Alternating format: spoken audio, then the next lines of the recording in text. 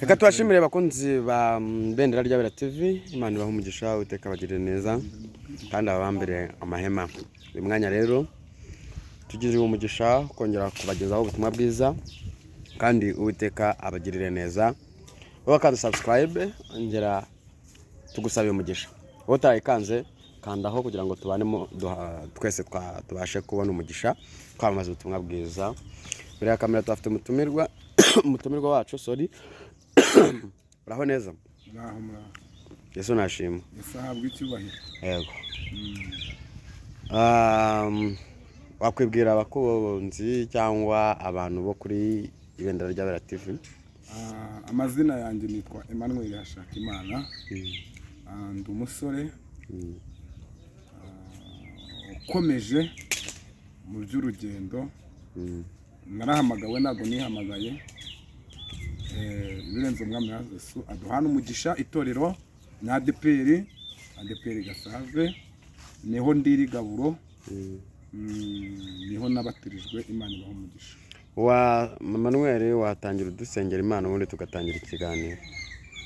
Witeka Mana nziza, Imana ivuga bikaba, Imana y'inzobe n'ibikara, Imana y'abarebare n'abagufi, Imana yera kandi izahora yera. Turagushatse, turaguhamagaye muri isaha ngo nubane natwe muri kino kiganiro, utegura imitego yose yo mwandu Satani, ufunga amarembo yo kuzimu, ahubwo gukomera kwawe ndetse no gushaka kwawe kuba ari kuza kuganza. Urakoze kubyumvisha mu izina rya Yesu, amen. Manuel, urakoze kubwo kudusengera, gushaka kw'Imana ariko gukora. Ndagira ngo nkubaze nibihe bimenyetso bigaragara, nirihe tandukaniro riri hagati y'umuntu w'umukristo n'umuntu utari umukristo? Itandukaniro hari ryinshi cyane. Iyo turi muri Kristo tuba twahindutse icyaremwe gishya. Shatse kuvuga ngo ibyo inzozi zawe zitakugejejeho wowe utakijijwe, iyo ukijijwe Kristo abikugezaho. Iryo tandukaniro. Abakozi b'Imana muri gushinzwa kugira inda ndende, sorry, mwaka abantu musengera amafaranga ngo mubasengere. Niki ibi bintu bivugaho? Kubera iki muri kugira inda nini kandi ntabwo Imana yigeze ibaha misiyo yo kugenda musaba amafaranga? Urakoze. Yesu yavuze ijambo rikomeye, aravuga ngo ku munsi w'imperuka azaza ibintu biruhije, imyuka igiye itandukanye. Aravuga ngo ikikora cyo bene nk'abo bantu muzabamenyera ku mbuto zabo. Aravuga ngo kandi ibya Kayizari mugire gute, mubirekere Kayizari, n'iby'Imana mubirekere Imana. Nyeka yuko data ajya kuduhereza twaherewe ubuntu, ariko nanone tugomba natwe gutangira ibuntu. Ikikora cyo umuntu nagusengera ukumva ibyo agusengeye ni byiza ndetse bikanasohora, wowe ugakorwa ku mutima ku burenganzira bwawe kuba washyigikira amavuta yiwe, nta kosa ririmo.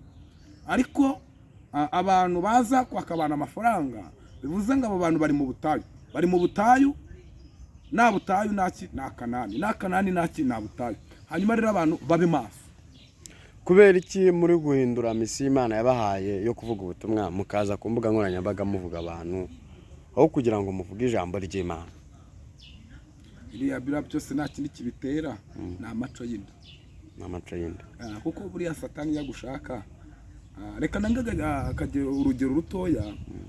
Uri uzarebe iyo umuntu ashaka gufata inkoko ayinagira ikintu cyitwa ibigori cyangwa akayinagira ikintu cyitwa ubunyobwa.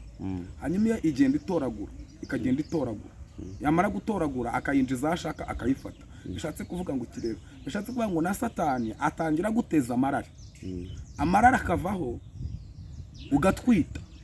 ugatwita ya marara umaze kuyatwita, ibyanga byakunda urabyara, ukabyara icyaha.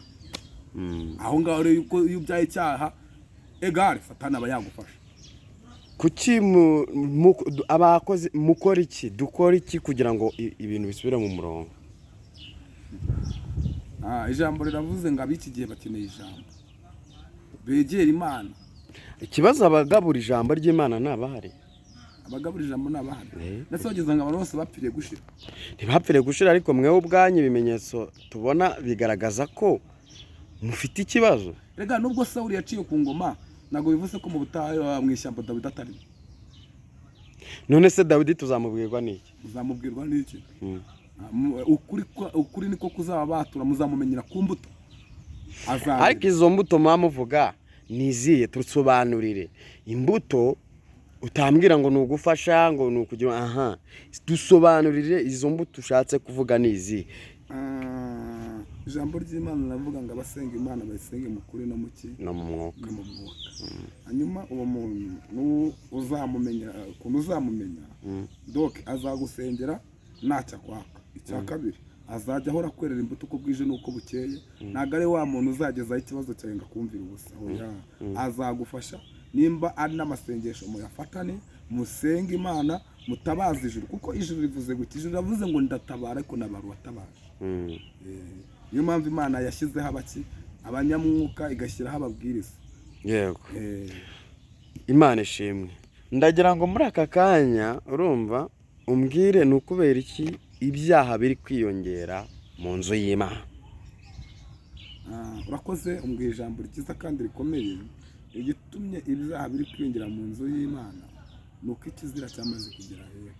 Rega tutirengagije nubwo Izebeli wo mu mubiri yapfuye, ariko Izebeli wo mu mwuka aracyahari. Hanyuma uwo mwuka wa Izebeli rero uracyakwirakwira, kandi umwuka wa Izebeli nta cyiza wifuriza ubwoko bw'Imana. Ese ibi byaha biri kugenda biba mu bakozi b'Imana byaba ari byo biri gutuma izi nsengero zifungwa, Imana ikaba yararakaye? Oya, ntago igihugu cy'u Rwanda cyo gikora ibyaha bikomeye gusa. None se ni iki kiri gutuma Imana y'ubwayo itererana itorero? Iyo usomye ijambo riri muri Zaburi ibice 106 umurongo wawo wa 13 haravuze ngo hashize iminsi. Hashize iminsi abantu baribagirwa. Bibagirwa imirimo y'Imana. Iryo ni ijambo ry'Abisiraheli bibagiye Imana bavanye muri Egiputa ibavana kwa Farawo ibajyana i Kanani, barabyibagirwa. Hanyuma muri no minsi rero abantu baribagiwe. Bibagiwe gute? Abantu bibagiwe Imana ibakuye mu cyaro ikabazana mu mujyi wa Kigali. Abantu bibagiwe Imana ibakuye mu kazi ko mu rugo ikabaha ibipangu. Sibyo? Abantu bibagiwe Imana ibakuye ku buzamu bakaba bari kujya kurangura Dubai. Hashize iminsi abantu baribagirwa. Hashize iminsi abantu bibagirwa Imana ibakijije amavunja. Hashize iminsi abantu nibacyambara ngo bikwize. Hashize iminsi abantu nibagikora amasengesho. Reka nkubwire kano kantu ukumve. Urabona iyo ugiye mu ishyamba mu gicuku cya nijoro nucana umuriro, byanga byakunda inyamaswa zirakwegera. Hanyuma iyo ucanye umuriro inyamaswa zikugendera kure, zitinya urumuri rwa wa muriro. Ni nako umuntu usenga ameze. Hari igihe aba yaracanye umuriro ariko muri we ukazima. Kubera iki? Ntago yenyegeje. Kwenyegeza nakundi ni amasengesho. Yahagaritse gusenga, nakigira ibihe. Hanyuma abantu tukamubona muri ryavu riri gutumuka, kandi inyamaswa zamaze kugira gute kumwanja. Ubwo muri make bakora iki kugira ngo ibyaha bicike mu rusengero?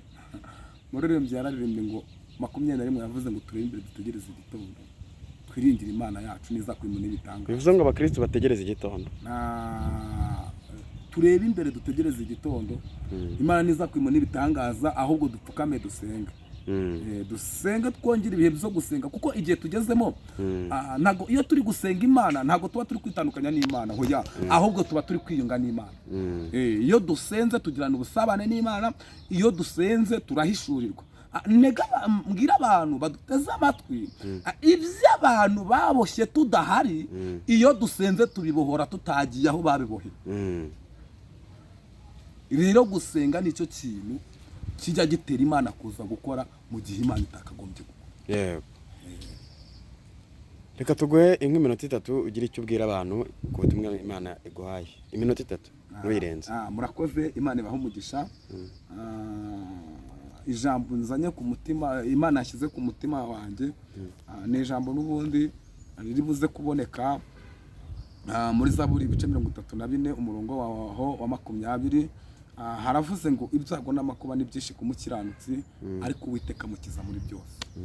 Ntago nzoneza amatwi intambara uri gucamo, ariko ijambo ravuze ngo ibyago n'amakuba ni byinshi, nibyo urahura n'intambara, nibyo akazi karahagara, nibyo barashaka kugutereza cyamunara, nibyo Kennedy yagezemo, nibyo urarwaye, nibyo warivuje byaranze, oya abarozi baguhiga amanywa na nijoro, nukuri birirwa bakohereza amahembe, nibyo mu miryango baraguciye, nta jambo ufite, uri guca mu ntambara, nibyo uratambuka bakakuryanira inzara, ariko nubwo uri muri ibyo byose ijambo riravuze ngo Uwiteka naza kugukiza. Oya ntago azagukiza muri kimwe, ahubwo azagukiza muri byose. Reka nkuhanurire mu ijambo rivuga ngo nubwo uri guca mu bikomeye bikaba biri kugutera igikomere, Uwiteka agiye kugukuramo ukomeye. Nubwo uri guca mu ntambara, hoya ntago Imana yagiye kure y'intambara uri gucamo, Imana muri kumwe mu kigeragezo. Ntago Imana yegeze itabisiraho mu butayu, ahubwo bagendanye mu butayu bamaranira iminsi 40. Hanyuma nawe nubwo uri mu ntambara zigiye zitandukanye, nubwo ibyago n'amakuba ari byinshi, kuko wamenye Imana, bari kuguhora izina ry'Imana, ariko Imana ije kugukiza muri byose. Dawidi yarabyanditse muri Zaburi 36 aravuga ngo tikora kurira kujya kubasha kurarira umuntu, ariko bwatsa mu gitondo impundu zikavuga. Zashoboka ko Imana yagukura horeje ikakugeza hakomeye. Ntago mu masikariye hagore sikariye ya nyuma, ahubwo muri esikariye hagore sikariye ya mbere. Hagore sikariye ya mbere iyo gutangira n'iyigora, nsigitangaza ko wazamuka wagera hejuru ugasubira hasi, ariko wowe wageze hejuru guma hejuru, komeza uhamagara Imana. Wajya kugira ibihe byo gusenga, ariko nujya usenga. Wajya kugira ibihe enetaya binifomando yasire tutre reveniasi yo kuba imbere y'Imana, ariko nukiba imbere y'Imana. Harabistaya mando yasire rezo pakide. Ariko biravuze ngo nubwo uri guca muri ibyo bikomeye, nubwo intambara ari nyinshi, wowe wamenye Imana, bagutuka baguhora Imana, nukuri urasenga na saa 9 uri gusenga, nukuri warasenze usenga nayo kuzenguruka, nukuri warasenze usengana n'abarwayi nta n'urwaje, ariko enetaya binifomando yasire nubwo izo ntambara ari nyinshi. Zaburi yarabivuze ibice 41 umurongo wa 11 aravuga ngo abanzi banje, niko umwanditsi wa Zaburi yavuze, bameze nk'inkota isogota, iyo biyiriza biyiza bavuga ngo mbese yasenga irihe. Ariko nubwo kurira ari kunini, hari igihe kigiye gucyo ukabona igitangaza cy'Imana. Bivushatse kuvuga ngo izo ntambara uri gucamo, ayo makuba uri gucamo, Uwiteka agiye kugukiza muri byose, kubera yuko ntago Imana igivuga enetraya bifomando yasira. Bibiliya yavuze ngo kuko ari na jambo Imana ivuga ngo yere, ntago igivuga amasigara byicana. Iyo ivuze ijambo iraririnda kandi karinda ni we yarivuze. Iyo uzaba ukomeye iteka niteka Imana igucisha mu bikomeye. Ariko ndagira ngo nkubwire ngo nubwo harimo abarira, nubwo harimo abari gutaka, ariko hari Imana ije guhoza. Hari Imana ije kugutabara igitondo kimwe. Igitondo kimwe ugiye gutangaza benshi, igitondo kimwe igihe uhagazemo Imana igiye kugihindura igisubizo. Haleluya. Igitondo kimwe Imana igutegura ameze imbere y'abanzi bawe. Reka abakuryanira inzara bakuryanira inzara, ariko igihe kirageze kugira ngo bakuvugirize impundu. Nakubwiye ngo iyo turi mu bihe byo gusenga, iby'abarozi baturoze tudahari, iyo dusenze tubibohoza tutageze aho baturogeye. Oya ntago turi mu gihe cya Yesaya, ntago turi mu gihe cya Pawulo, ntago turi mu gihe cya Yeremiya, oya ahubwo turi mu gihe cya Kristo Yesu. Imana ishimwe. Duhagaze mu gihe cya Kristo, mwami w'abami, umwami watubambi. Turera Dubai turi kwa Makiri, ibyo enetraye binifomando yati, iby'ibitekerezo byacu bitatugejejeho cyangwa inzozi twarose, tugeze muri Kristo Yesu, Yesu yabitugejejeho. Gusenga nicyo kintu kijya kigenda kigakora ku mutima w'Imana, kigatera Imana kuza gukora. Nukuri tugiye gusenga Imana, ariko nayinzanye ijambo rivuga ngo ibyago n'amakuba nibyeshi ku buzima bwawe, ariko Uwiteka aje kugukiza muri byose. Amen. Mwakire neza ijambo ry'Imana. Reka tugushimire. Murakoze. Mana guha umugisha Manuel, watanga nimero zawe.